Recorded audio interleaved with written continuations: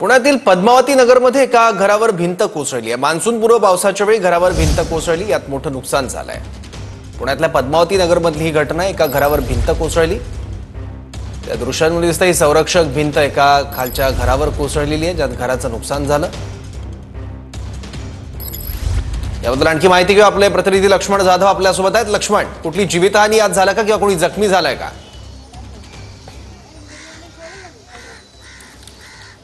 सौरभ, मान्सूनपूर्व पावसाचा पुण्यामध्ये खरं तर जोरदार फटका जो आहे तो पुणेकरांना बसलेला आपल्याला दिसत आहे।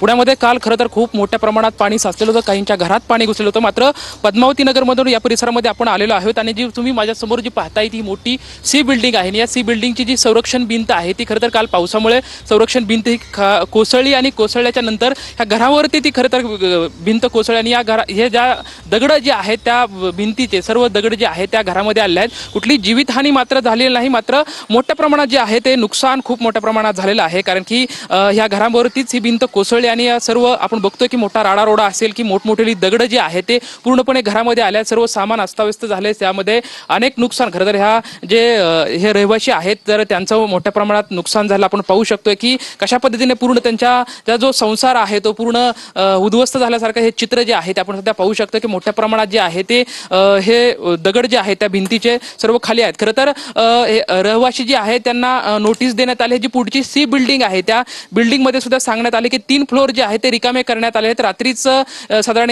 4 वाजताची ही घटना आहे आणि 4 वाजता पहाटेच्या 4 वाजता खरं तर हे भिंत कोसळली आणि याच्यावरती सर्व पूर्ण दगड जे आहेत ते पूर्ण या घरामध्ये आले आहेत। आणि समोरची जी तुम्ही बिल्डिंग पाहू शकताय की संरक्षण भिंतीच्या समोरची यावरती सुद्धा 4 जे फ्लोर आहेत ते सुद्धा रिकामे करण्याच्या सूचना महानगरपालिकेच्या वतीने त्यांना देण्यात आलेल्या आहेत आणि सर्व नागरिकांना दुसरीकडच्या ठिकाणी हलवण्यात आले। मात्र खूप धोकादायक होतं की कुठलीही जीवितहानी सुदैवाने खरं तर या ठिकाणी कुठली झालेली नाही। मात्र आपण पाहू शकता की मोठ्या प्रमाणात जे नुकसान जे आहे ते या रहिवाशांचं झालं आहे सध्या।